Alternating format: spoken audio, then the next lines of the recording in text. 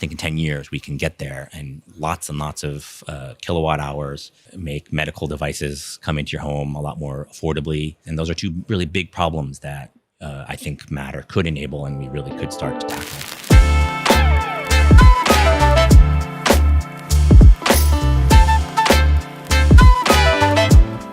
LaPre, thank you very much for joining us in this live podcast from IFA 2023. How are you doing today? Great. Thank you for having me. Very excited to be here. And for people that don't know you or your background, can you give a little introduction to what it is you focus on and your areas of expertise? Yeah, I'm the head of technology at the Connectivity Standards Alliance. We're responsible for Matter. I'm sure we'll bring that up later.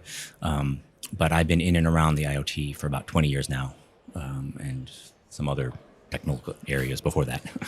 And let's go straight back to the beginning. What actually is Matter?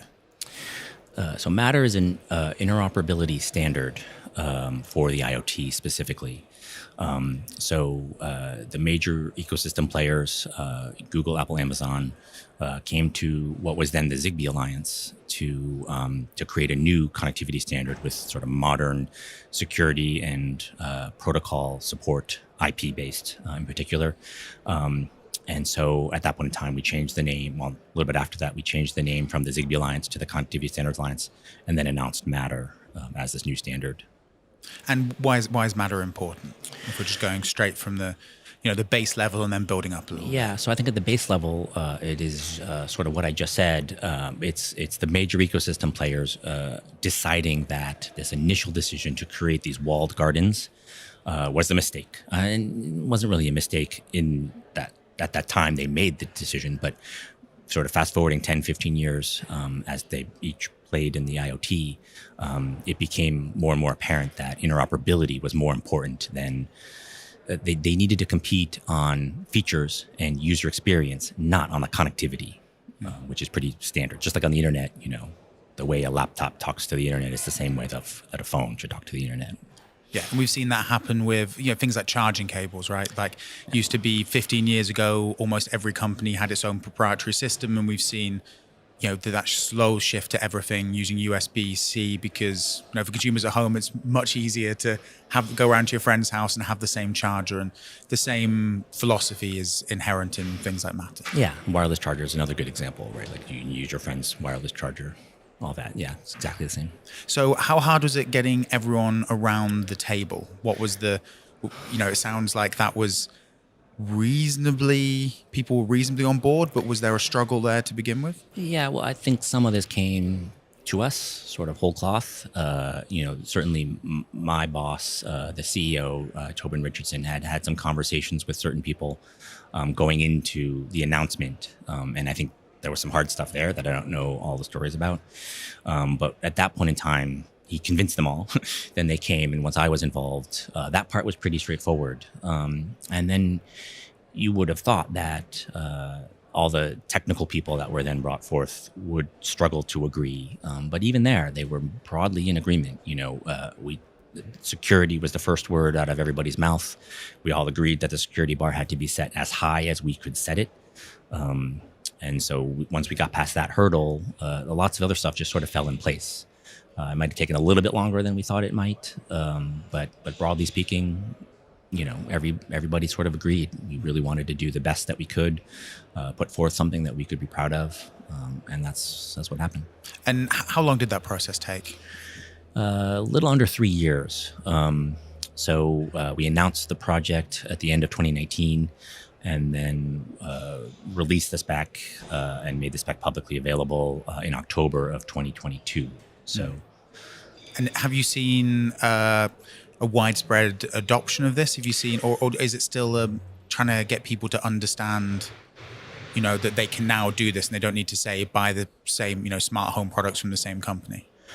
I think it depends on what sector you're looking at. The alliance itself has probably tripled in size since we've announced this. So lots of companies have signed up. Now that we've released the standard, each of these different companies are going through their own processes. They all have different, bars to reach for quality assurance and testing. And so some of those companies have met that bar and have released product. We have a couple dozens of products in the field, available at stores right now.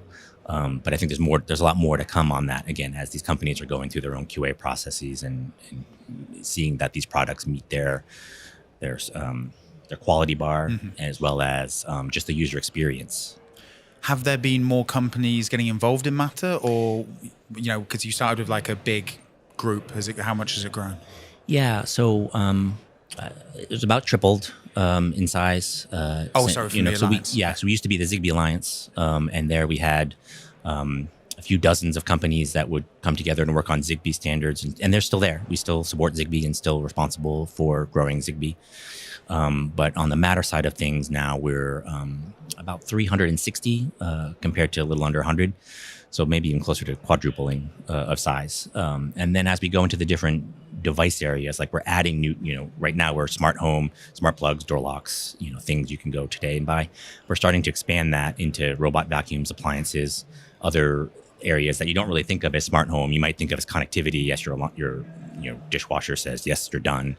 You get a signal on your phone, but that's not really interoperability. But now we're trying to get that device to talk to your other energy management systems to say, okay, maybe delay the drying cycle because it costs a little bit more money and it might be a little cheaper in a couple of minutes. So it really is connectivity that we're talking about now. What are the next steps then? Because, that sounds like a dream world. One of my goals would be to have a smart home set up in such a way that, it sees when I set my alarm for 6, the lights start to slowly come on at 5:45 to wake me up. The coffee machine turns on. Maybe the little robot butler brings it to me on a nice platter. Yeah. So, we're really the protocol about that. So all of that you can pretty much do today. You can send the command to turn the lights on, but then it's really up to the ecosystems to provide that user experience today to sort of help you easily program the time of day, or maybe you want it at sunrise or maybe an hour after sunrise. That's a feature some ecosystems don't support. That's all doable under Matter today, but again, that's more of an ecosystem thing. Over time, we might start to add some of that functionality in to Matter, and there's been some push for that from consumers. To make the rules that I support on one ecosystem work on another ecosystem. That's not something we support today. It is something we're working on. Would that be a technical issue solving, or be more of a political one to try and get companies on board with these standardized way of doing things? Really, really good question. We're trying to solve the technical problem, but the way the problem is being solved is also somewhat of a political one as well.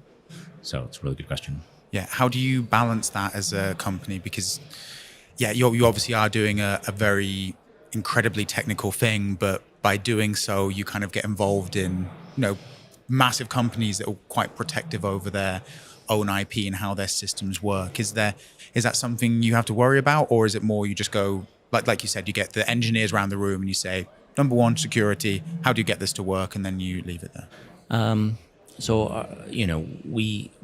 We talk about, we call a marketing requirements document, but basically the use cases that we want to talk about. And then we try to get to consensus on that. And often it comes out in that piece there where, some big company or lots of small companies or whatever it is says, well, let's not touch this one, and you sort of figure out why they might be saying that. But that sort of sets the bar as to what we do want to work on in version 1, maybe what we might work on in version 2 or version 3. And then that's what is the basic way we solve that particular problem.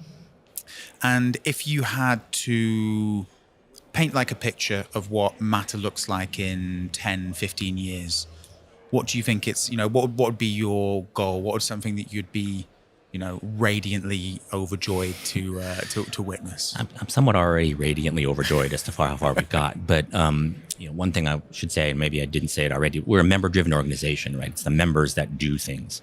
And as the head of technology, I can sometimes point to a hill and say, that's the hill we should take. But then the process of herding the cats up that hill, we end up on a totally different hill, and that's fine. I think I had thought that, at least on day one, like, oh, we're going to standardize this, that, the other thing, cameras will be included, everything else like that. And nope, we took a smaller hill, but it was a valuable hill. And it's now we see the pathway to cameras and other device types. But anyway, in the 10-year plan, I think, any device that's coming into your home should be Matter. So health and wellness devices, like through COVID, They're like, don't come to the hospital. It's more dangerous here than your house, so stay home. And then we'll send you some equipment, and that's mostly expensive Bluetooth devices, or very not standardized at all, expensive to build devices. So those there should be a standard there, Matter, that should help those companies build those devices more affordably, still competitive. Like I do the magic sensing, whatever the medical piece is, but then the whole technology stack below it should be Matter. Something a lot easier than to build off of something like Bluetooth, which is way at the bottom, and you have to build all this stuff in the middle. But then energy management, I think, electric vehicle chargers, water heaters, all that should be Matter as well, so that I can have simple devices or apps that help me save money. Like maybe my car charger doesn't have to charge to 100%. As soon as I plug it into the middle of the day, maybe it only charges that way at night, or when my solar panels are kicking out a lot of extra energy.